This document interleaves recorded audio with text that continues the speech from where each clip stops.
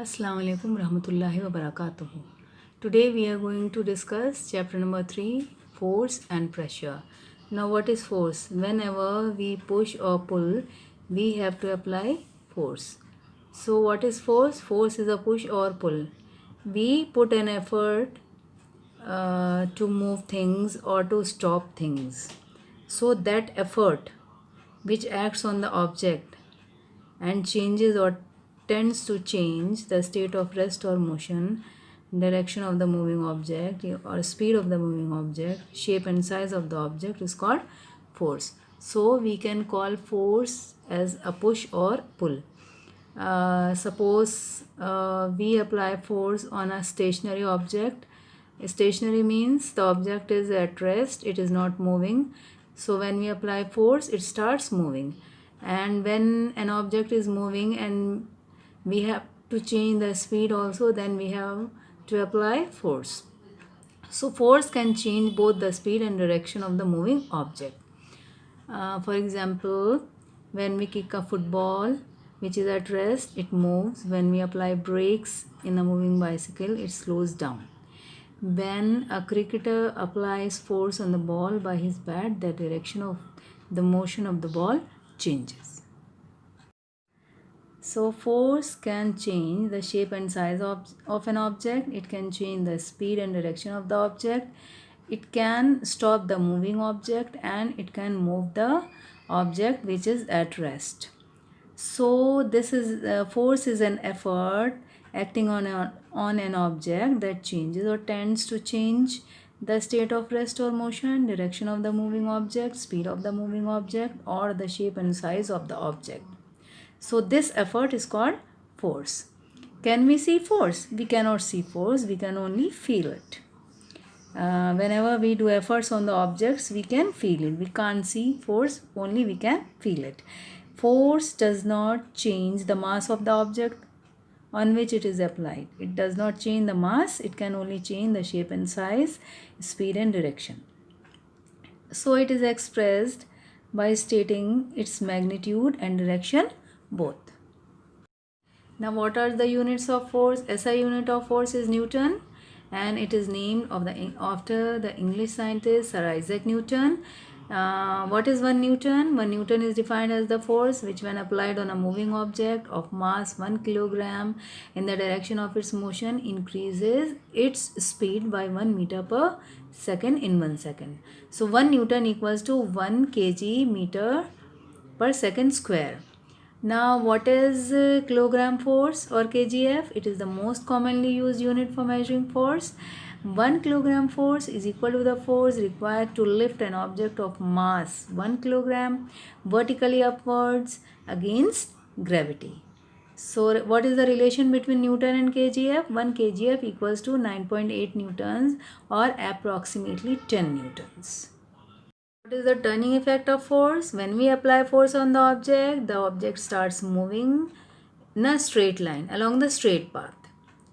So this type of motion which takes place in a straight line is called translational or linear motion. Like motion of a ball lying on a floor when it is pushed. When we kick a ball lying on the floor, it moves in a straight line. This type of motion is called translational or linear motion. When the object is fixed or pivoted at a point, the force applied on the object does not produce translational motion. Instead, it rotates the object about the axis passing through the pivoted point. This type of motion is rotational motion, like motion of the fan or motion of the door.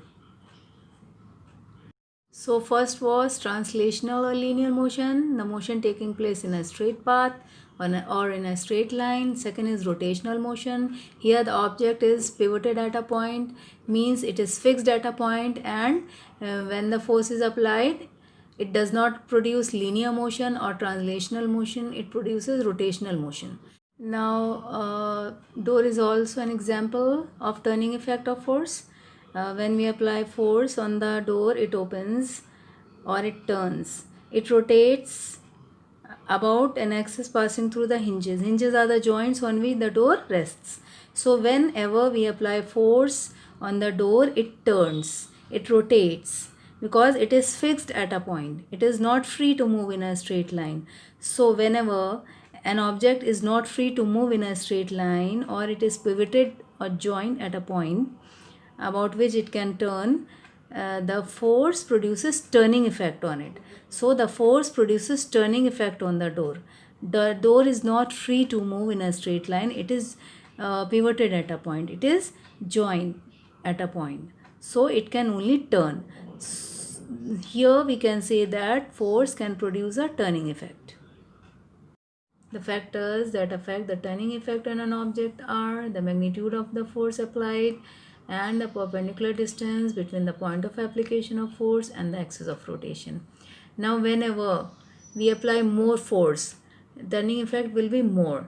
This means when magnitude of force applied increases, turning effect also increases.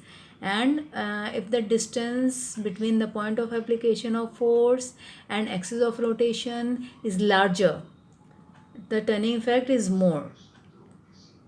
So these are the two factors on which the turning effect on an object depends. So now here we can take some examples of turning effect of force from our day-to-day life, like spanner. This is a spanner and it has a long handle to tighten or loosen a nut. So force is applied at the end here. It produces a large turning effect.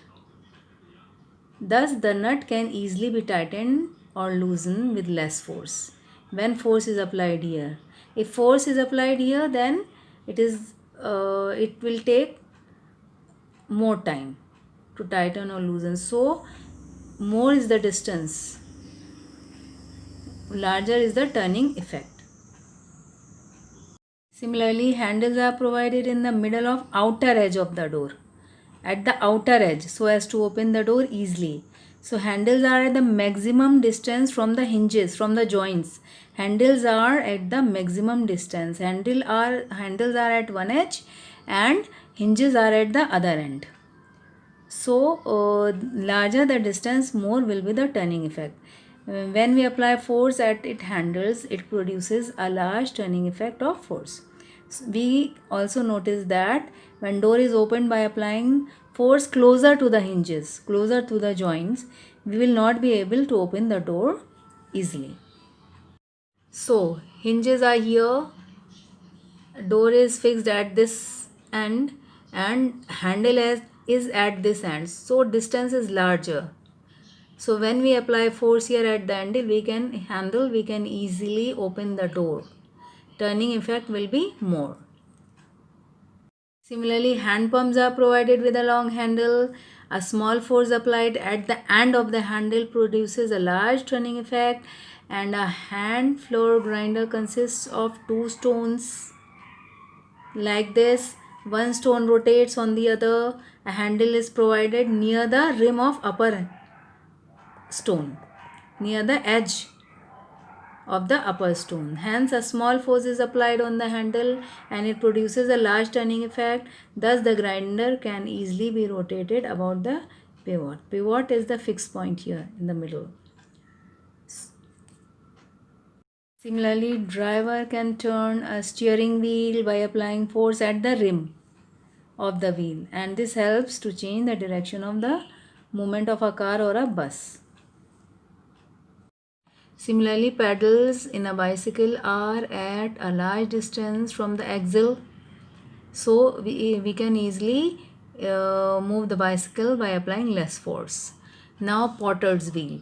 A potter's wheel is also pivoted at the center, and the potter turns the wheel with the help of a stick by applying force at the rim, at the edge of the wheel.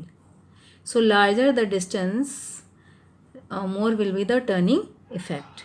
So in these examples, what we have seen that larger the perpendicular distance between the point of application of force and the axis of rotation, less is the force applied to turn the object.